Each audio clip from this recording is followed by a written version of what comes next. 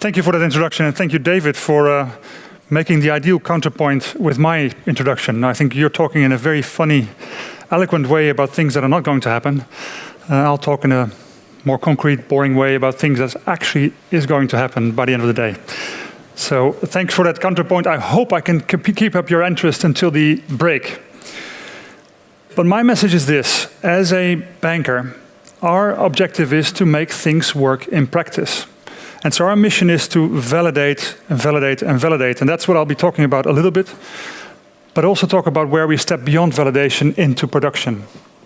Vincent, ahead of your question. So here is the first point to make. And I think, David, here we are in agreement, because nobody wants a blockchain. I haven't met a customer of my bank that says, give me a blockchain. What I do encounter every day is clients who say, help me simplify my life, help me simplify my export process, help me simplify the difficult, complicated process of doing international payments, help me simplify. And so our mission is to help simplify, and we're after that part of the equation. We all crave those solutions. Before I go into that, let me talk a little bit about our journey in the whole blockchain world. And I have to confess, when I started with Rabobank 2.5 years ago, the first thing I did is I went to California because I wanted to find out what is the frontier of banking. There was then the strong message that the end of banking was near. And I wanted to go to the place where the end of banking was invented. And I spent about 2 to 3 weeks meeting the end of banking.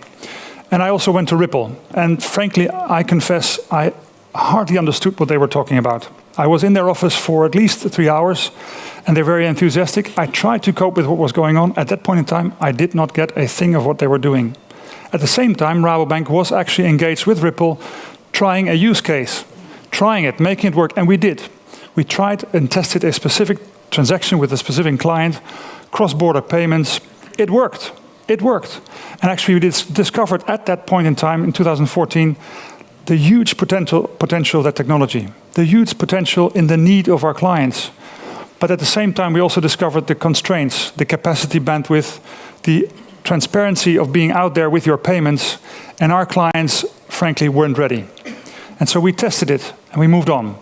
And over the last 2 to 3 years, we've tried multiple cases, about a couple of hundreds of cases, tested whether there was a need, and went into experimentation.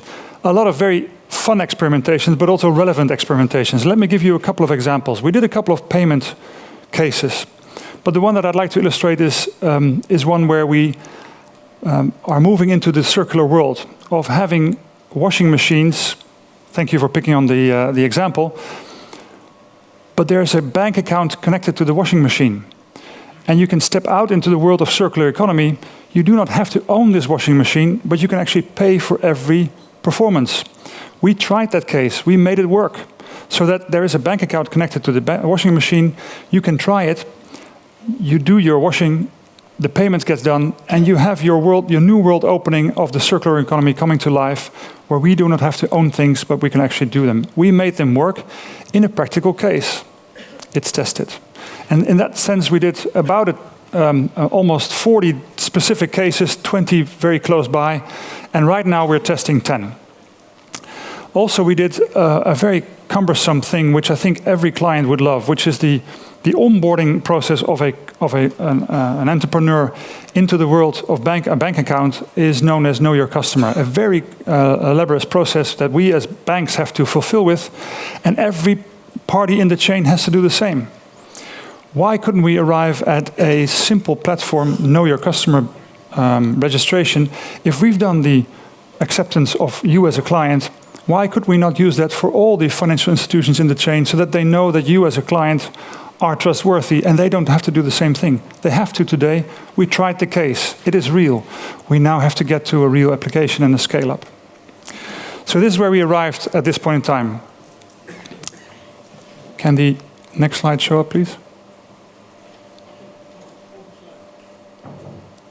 I'm pressing buttons, but the digital age won't help me. There you go. So we have moved into the space of validation. We as a bank are not against this technology. We embrace it. We think it's an important technology that helps us do our business better. And so we're in the process of engaging with clients on a massive scale. And there are three types of uses of this. In this sense, I like David's introduction also very much in terms of the future of money is not Bitcoin, the future of Bitcoin is not money. Blockchain has multiple applications and we're testing them at different levels. And here you have three. First case that we're actively testing is the identity part. And we all know this use. We've tried them at scale, we've tried them, and we know it's there, and I'll talk a little bit more about it later as an invitation to you. It's the first level that we want to explore.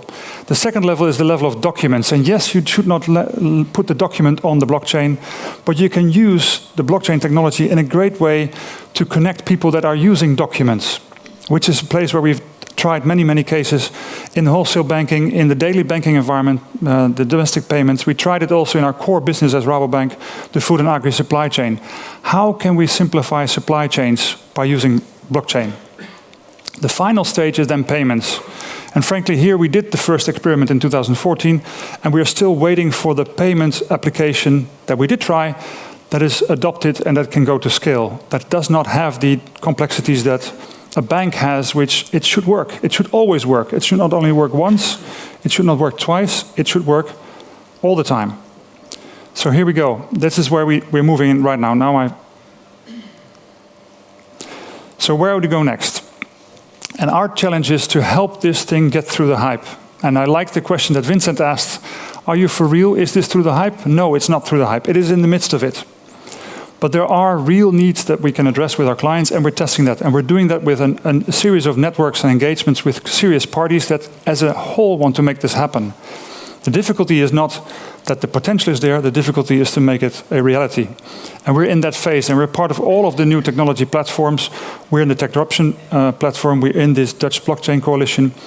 We're obviously doing it with the Betaalverkeer Nederland vereniging, but also with the more recent Enterprise Interior Alliance, where we're in the global alliance of about 100 players trying to make it work. So here are two case examples. Let me get to tell you how I can.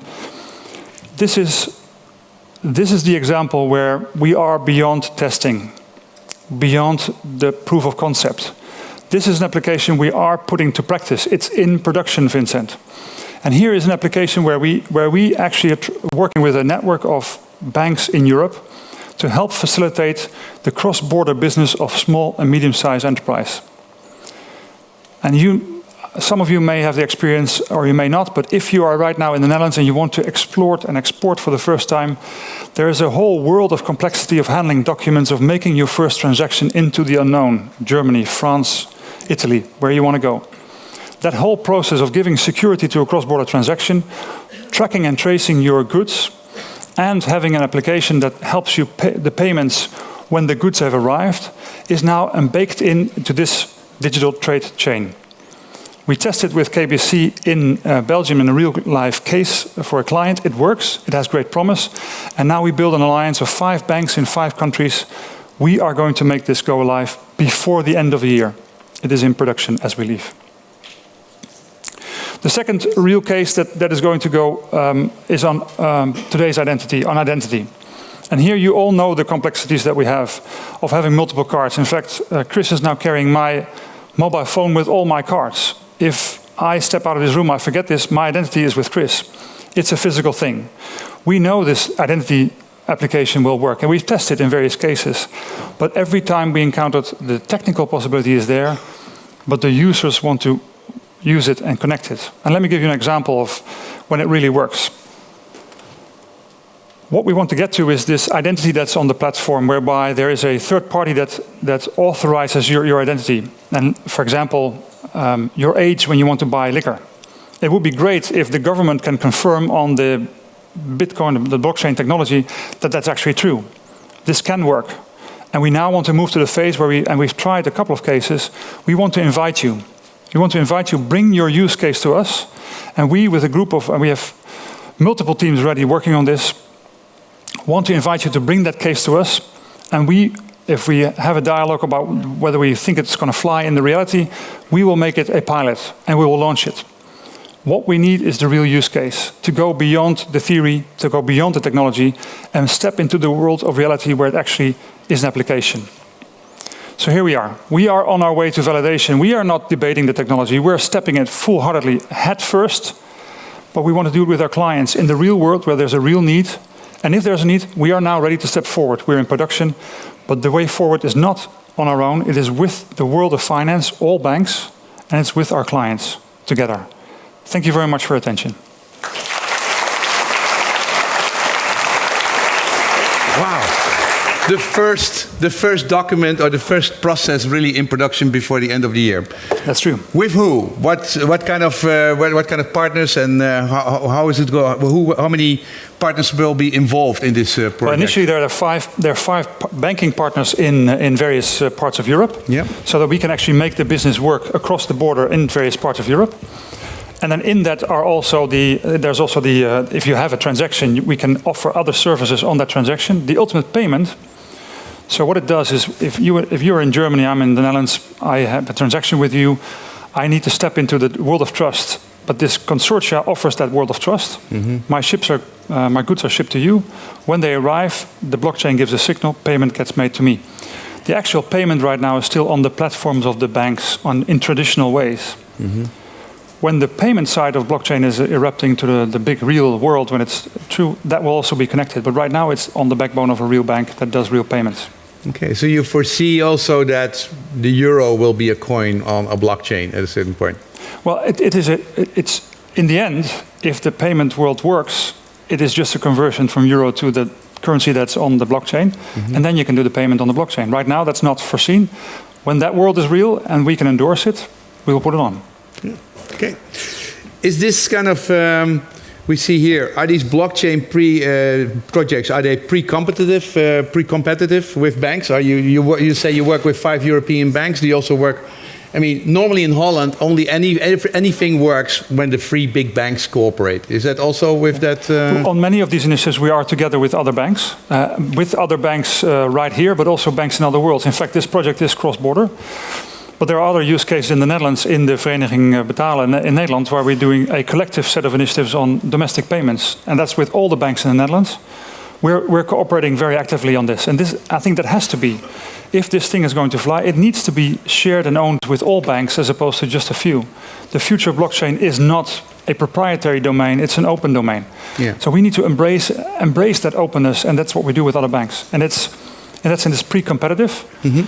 But it shouldn't be competitive in its application, because the existence of banks doesn't rely on owning that space. The existence of banks relies on the trust that we offer to people acting on the platform, and the additional service that we can then provide. So we have a joint interest with other banks to create that platform where it can actually happen, okay. And that's open. Well, this is an interesting question. Question 4, do you think crypto should be facilitated by the central bank to be globally accepted? You know, that's a nice, dangerous question for... who asked that question? Can you click on that, number 4? Guy. Okay, oh, there you go. Okay. There you go, yeah. Guy. I think we should invite the central banks into the discussion about how can we shape a platform where payments can happen. We should invite them. They should be part of that discussion, and we openly invite them, but they should step up the plate. And right now they have a role to do oversight. And that oversight role is very important. They have to ensure the integrity of the payment system. Mm-hmm. But in this world, they're not only the oversight role, but they also are the issuer role. I think they should join the conversation and be ready to embrace that. Okay. Should they also regulate? Because now you see with this initial coin offering, hundreds of millions of euros every day are being invested by people. Yeah. Do you think this space will be regulated I think soon? It's inevitable that it will be. But also, if you step into the shoes of the regulator, their interest is not to say, can I offer a space for the next initiative? Their interest is to offer a space where the initiative survives a whole cycle. And so their view on the next initiative will be, how can I create a place where this thing works for 10 years? And that's with a boom and bust part in the cycle. And I think they're not convinced yet about the bust side of the cycle of these new technologies. Mm-hmm. And so if we want to help them, we need to help them think through how will not the boom work, but how will the bust work? And what can we do to secure that? The bust is always a great initiator. Hey, how do you like to be a banker? It's great. How does it feel? Good. Yeah, it's good. Yeah? Is it better being consultant or? Oh, absolutely. Yeah? Yeah. Why? Well, first of all, you're in the lives of real clients, changing their lives and enabling their ambitions, mm-hmm. which I like. It's also a massive player in this country. We can help this country be successful, and that is very nice. So anything that we do as a significant player in the finance world will change this country. That's nice to be close to that possibility. So I like it. Okay. I never expected him to do that, but he did. And thank you very much. Appreciate it. Really. Thank you.